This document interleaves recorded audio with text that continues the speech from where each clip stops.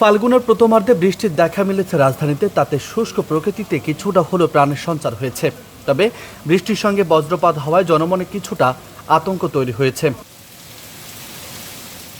শনিবার বিকেলের দিকে রাজধানীর বিভিন্ন এলাকায় বৃষ্টি শুরু হয়। এর আগে সকাল থেকে মেঘে ঢাকা ছিল রাজধানীর আকাশ। কিছু সময়ের জন্য রোদ উঠলেও তীব্রতা ছিল কম। তবে দুপুরেও রাজধানীর বিভিন্ন এলাকায় বৃষ্টি হওয়ার খবর পাওয়া গেছে।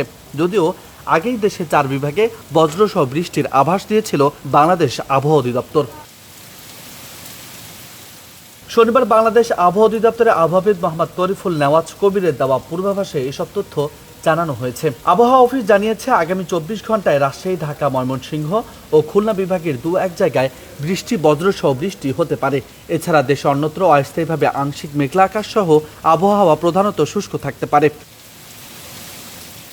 এদিকে আগামীকাল রোববারও বৃষ্টির সম্ভাবনা আছে বলে জানিয়েছে আবহাওয়া অফিস।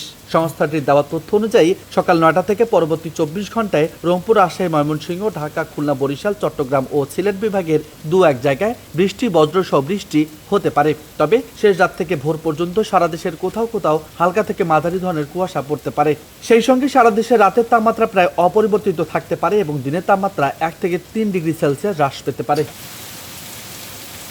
এদিকে সোমবার সকাল 9টা থেকে পরবর্তী 24 ঘন্টায় অস্থায়ীভাবে আংশিক মেঘলা আকাশ সহ সারা দেশের আবহাওয়া শুষ্ক থাকতে পারে। তবে শেষ রাত থেকে ভোর পর্যন্ত সারা দেশের কোথাও কোথাও হালকা থেকে মাঝারি ধরনের কুয়াশা পড়তে পারে। সেই সঙ্গে সারা দেশের রাতের তাপমাত্রা প্রায় অপরিবর্তিত থাকতে পারে এবং দিনের তাপমাত্রা সামান্য বৃদ্ধি পেতে পারে।